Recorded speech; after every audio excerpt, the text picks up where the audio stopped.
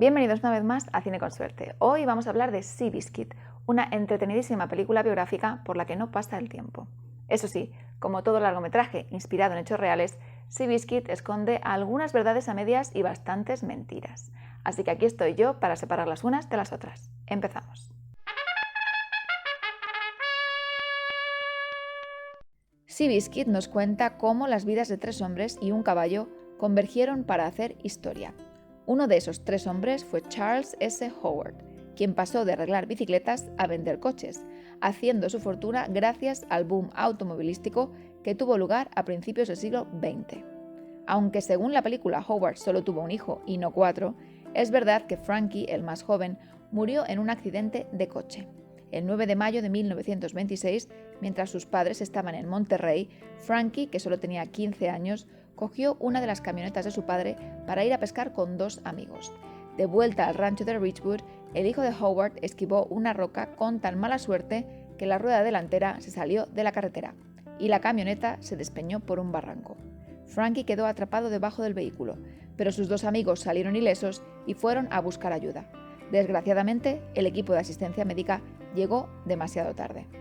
Es cierto que esta tragedia hundió a Howard en la miseria, pero no fue su depresión el motivo por el que la relación entre él y su primera esposa llegó a su fin, y es que el matrimonio llevaba ya tiempo atravesando una crisis. Lo que sí es verdad es que a raíz del accidente, Howard perdió interés en los coches y comenzó a sentirse atraído por el mundo de los caballos. 3 años después, en un hipódromo de Tijuana, Howard conoció a la que se convertiría en su segunda esposa, Marcela Zavala. Pero esta no era una completa desconocida para Howard, ya que era la hermana de su nuera. Zavala, que en aquel entonces tenía 25 años, 30 menos que Howard, era también una apasionada de las carreras de caballos. En 1934, cuando volvieron a legalizar las carreras en Estados Unidos, el matrimonio empezó a comprar puras sangres a los que entrenaría Tom Smith. Eso sí, siento deciros que el primer encuentro entre Howard y Smith no tuvo lugar a la luz de una fogata en las llanuras californianas. Fue un amigo de Howard quien le recomendó al empresario que contratara a Smith, conocido en el circuito por haber ayudado a caballos que otros habían dado por perdidos. Howard, muy acertadamente, siguió su consejo. 2 años después, en junio de 1936, mientras estaba en Boston hojeando caballos, se produjo el mágico encuentro entre Smith y Seabiscuit. Sin embargo, el entrenador no le sugirió a Howard que lo comprara. Sería el empresario quien 2 meses después se interesaría por Seabiscuit al verlo en el circuito de Saratoga. Cuando le pidió su opinión a Smith, este reconoció al caballo y aseguró que tenía potencial, así que Howard acordó con James Fitzsimmons, el entonces dueño de Seabiscuit, que se lo compraría si este ganaba la siguiente carrera. Y eso hizo. Una vez que pasó a ser propiedad de los Howard, Seabiscuit no mostró su lado más amable, y Smith pensó que algo de compañía podría ayudar a mejorar su humor. Y sí, lo intentaron con una cabra, pero la relación no cuajó. Finalmente fueron un perro, una yegua llamada Pumpkin y un mono araña los que ayudaron al caballo a relajarse. En la película es cuando Seabiscuit está teniendo dificultades para adaptarse a su nuevo hogar que Smith ve a Pollard en medio de una pelea, estableciéndose así un paralelismo entre el indomable Seabiscuit y el inadaptado jinete. Nada más lejos de la realidad. Pero antes de analizar esta mentira en más detalle, habría que hablar de todas las licencias que Gary Ross, guionista y director de Seabiscuit, se tomó a la hora de contarnos la historia de Red Pollard. Para ello tenemos que viajar hasta Edmonton, en la provincia canadiense de Alberta, donde Pollard nació en 1909. Su familia, que tenía una productiva fábrica de ladrillos, llegó a comprar gran parte de Edmonton. Sin embargo, una inundación en 1915, y no la crisis del 29, les hizo perder todo menos su casa. Fue así como el padre de Pollard pasó de ser un hombre adinerado a tener que mantener a su esposa y sus 7 hijos reparando automóviles. Aunque es cierto que a Pollard le encantaba la literatura, no fue a base de memorizar citas literarias que consiguió que su padre le comprara un caballo. Tampoco fue la Gran Depresión lo que le llevó a separarse de su familia, sino su pasión por la hípica. De hecho, fue él quien suplicó a sus padres que le dejaran unirse al circuito. Estos accedieron a sus súplicas bajo la condición de que lo tutelara un amigo de la familia. Y así fue como en 1925, con tan solo 16 años, Pollard cogió sus libros y se despidió de su familia. Poco después, el hombre que lo tenía a su cargo lo abandonó a su suerte. En vez de volver a casa, Pollard decidió abrirse camino como jinete en la categoría inferior del circuito. Durante esos primeros años, Pollard tuvo bastantes accidentes, perdió muchas carreras y tuvo que hacer locuras para mantener su peso lo más bajo posible. Pero también aprendió mucho y acabó convirtiéndose en un especialista en caballos complicados. Fue entonces cuando empezó a ganar carreras. Parte del poco dinero que ganaba lo enviaba a su familia, con la que seguía manteniendo contacto. De hecho, en una ocasión, su padre consiguió ahorrar algo de dinero para ir a Vancouver a ver a su hijo competir. Fue la primera y la última vez que lo hizo. Hay que aclarar que aunque es cierto que Pollard también se ganaba la vida como pugilista, no fue boxeando que perdió la visión del ojo derecho, sino durante un entrenamiento en la pista, cuando un guijarro se metió en los cascos del caballo que estaba montando y voló en su dirección hasta impactarle en la corteza visual del cerebro. En 1927, Pollard conoció a George Wolf. Los dos jinetes se hicieron muy buenos amigos.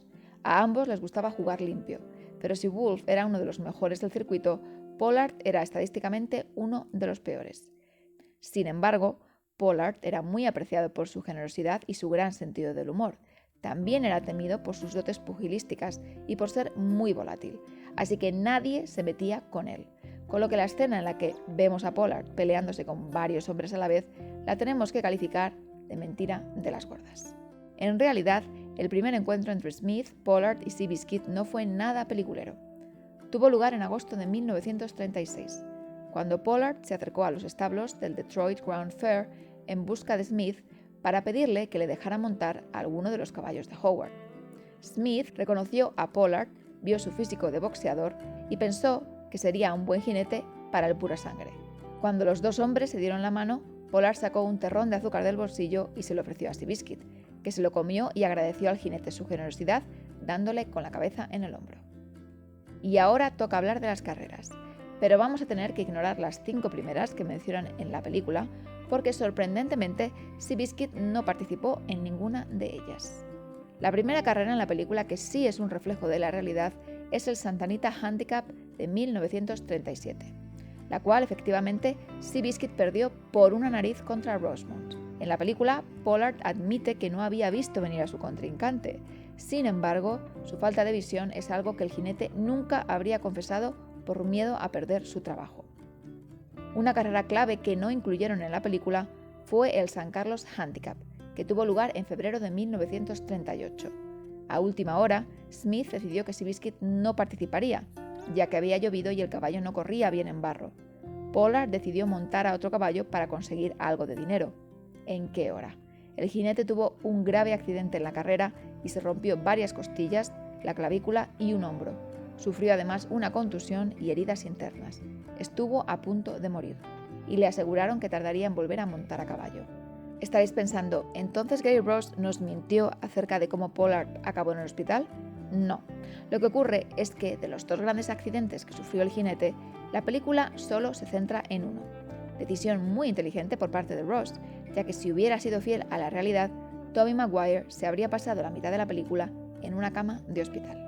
Mientras Pollard se recuperaba de sus lesiones, Wolf tomó el relevo como jinete de Seabiscuit, y de hecho fue él quien montó al pura sangre en el Santa Anita Handicap de 1938, carrera que ni mencionan en la película, y que Seabiscuit volvió a perder por muy poco, exactamente igual que había ocurrido el año anterior.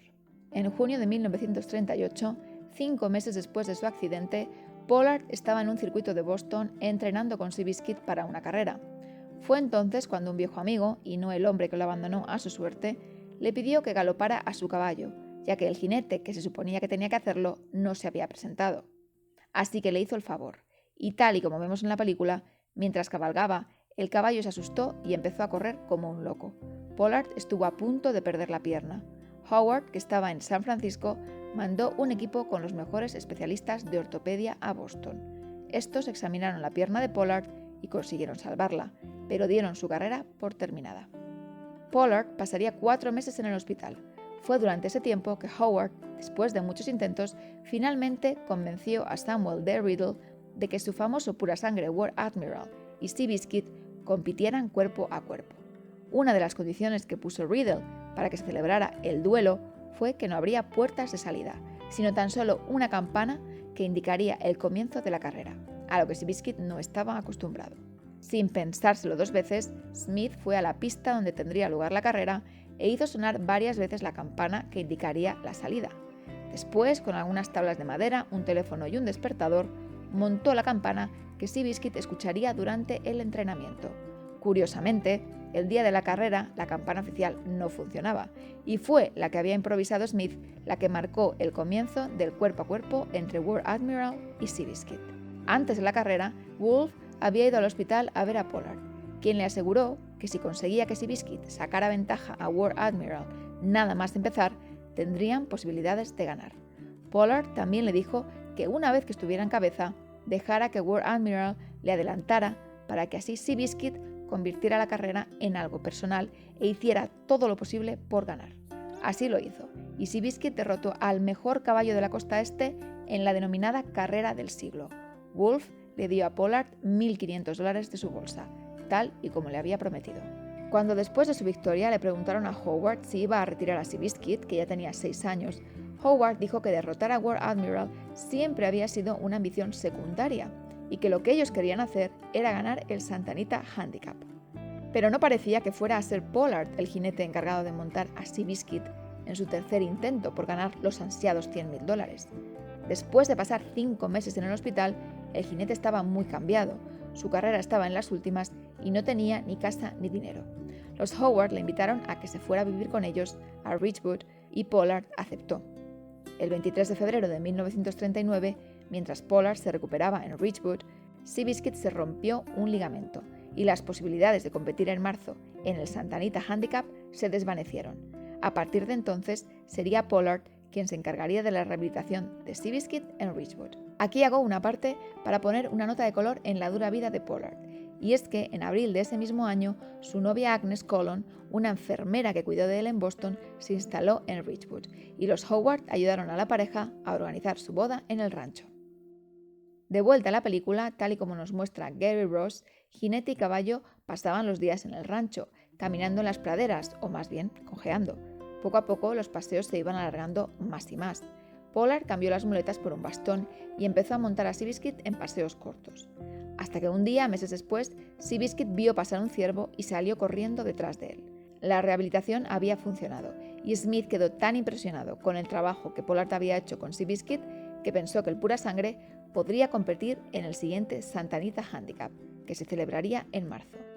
Aunque hacía 3 años que no había montado a Seabiscuit, Pollard quería participar en la carrera a toda costa. Su esposa estaba embarazada y todavía vivían de la generosidad de los Howard, pero Howard tenía miedo de que Pollard se quedara postrado en una silla de ruedas para siempre, así que barajaron la posibilidad de que fuera Wolfe quien montara a Seabiscuit en el Santa Anita Handicap. Aunque estuviera listo para correr de nuevo, Seabiscuit no había competido desde su lesión, así que Pollard convenció a Howard de que lo dejara montar a Seabiscuit en carreras menores. Después de varias derrotas, Pollard llevó a Seabiscuit a la victoria en el San Antonio Handicap, demostrando a Howard que era el jinete adecuado para montar a Seabiscuit en el Santa Anita Handicap. Y por fin llegó el 2 de marzo de 1940, el día de la gran carrera, a la que asistieron nada más y nada menos que 78.000 personas. Aquí podríamos pensar que al ser un hecho histórico, Gary Ross sería igual de fiel a la realidad como en su representación del duelo entre War Admiral y Seabiscuit. Sin embargo, no es así. Seabiscuit estuvo en los primeros puestos de la carrera desde el principio y no necesitó la ayuda de Wolfe para llegar primero a la meta.